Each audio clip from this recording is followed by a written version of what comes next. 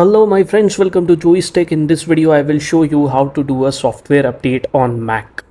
Whether you have a MacBook or an iMac and you want to get the latest operating system, I'll show you how to do it in this video. Come to the top left corner of the screen where you see this Apple icon, click on it and then click on System Settings. Click on General in the left sidebar. Now you are going to see an option Software Update over here. Tap on it. And you can see for me an update of macOS Sequoia is available because currently my MacBook is running macOS Sonoma. Now it might take a little time for you to check updates as it does it automatically when you click on software update. And unlike me, you may receive a notification like your Mac is up to date.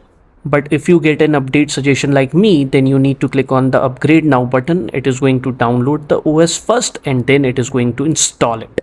And this is how you do a software upgrade on Mac.